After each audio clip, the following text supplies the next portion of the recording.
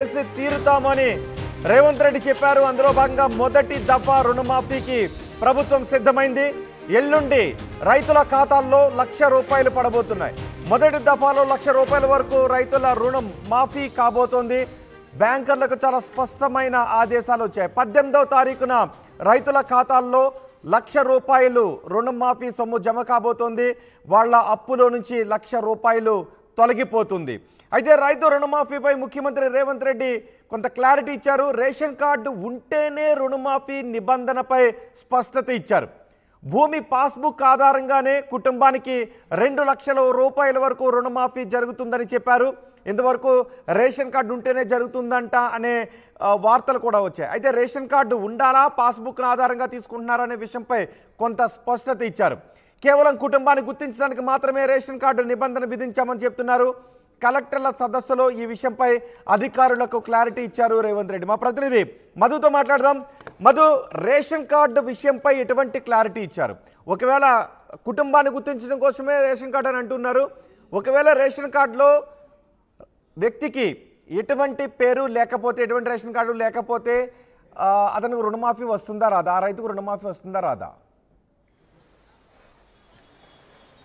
Exactly, నిజంగా దీనిపైన కూడా ఒక సందిగ్ధత కొనసాగుతూ ఉంది. ఉదయం దీనిపైన ఒక క్లారిటీ వచ్చింది కాబట్టి, ఎందుకంటే ప్రతిపక్షాల నుంచి తీవ్రమైనటువంటి విమర్శలు వచ్చాయి అప్పుడే. ఎందుకంటే ఉదయం నుంచి మధ్యాహ్నం వరకే దీనిపైన రివ్యూ చేశారు మళ్ళీ ముఖ్యమంత్రి కలెక్టర్లతో.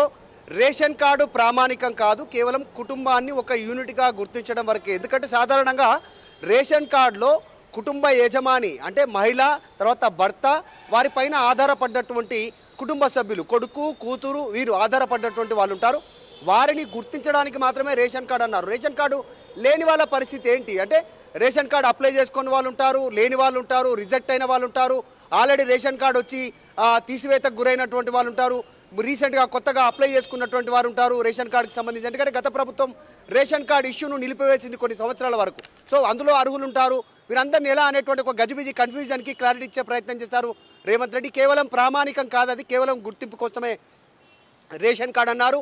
మిగతా అంటే బ్యాంకులు ఇచ్చేటువంటి సమాచారం, మొట్టమొదటిగా బ్యాంకులు ఇచ్చేటువంటి దానిగా ఒక యూనిట్ కిందగా ఒకే అడ్రస్ పైన, ఒకే ఆధార్ కార్డు పైన కుటుంబ సభ్యులకు సంబంధించినటువంటి బ్యాంక్ అకౌంట్ లింక్ అయిందంటే అలా ఒక యూనిట్ని నిర్ణయిస్తారు. తర్వాత రేషన్ కార్డు. మూడవ ప్రామాణికం వచ్చేసి గ్రామంలో గ్రామ సచివాలయం నిర్వహించేటువంటి, అంటే గ్రామ పంచాయతీ ధృవీకరించేటువంటి. సాధారణంగా ఊర్లో వీళ్ళు ఒక కుటుంబం అని గుర్తించడం చాలా ఈజీగా ఉంటుంది. కేవలం కొన్ని గ్రామాల్లో ఇప్పుడు 1000 నుంచి కొన్ని 15, 2,500 కుటుంబాల వరకు ఉంటాయి. పెద్ద గ్రామాలు అంటే ఇంకా కాస్త పెద్ద ఉన్నప్పుడు కూడా ఈజీగా ఫైండ్ అవుట్ చేసేది గ్రామ సభలే. గతంలో ప్రతిపక్షంలో ఉన్నప్పుడు చాలా స్పష్టంగా చెప్పారు. కాంగ్రెస్ అధికారంలోకి వచ్చిన తర్వాత కూడా వారు అదే పరిగణలోకి తీసుకుంటున్నారు.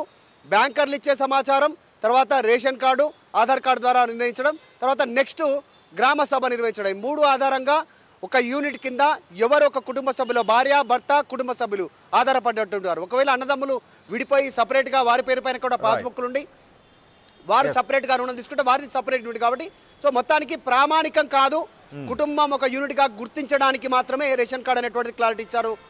ఇంకొక ఇంపార్టెంట్ అప్డేట్, రేషన్ కార్డు లేకపోయినా ఆరోగ్యశ్రీ ఇవ్వాలి అని ముఖ్యమంత్రి నిర్ణయించుకున్నట్టుగా తెలుస్తోంది. రాష్ట్రంలో అందరికీ ఆరోగ్యశ్రీ కార్డులు ఇవ్వాలి అని ఆదేశాలు జారీ చేశారు. అయితే రేషన్ కార్డుతో లింక్ పెట్టొద్దని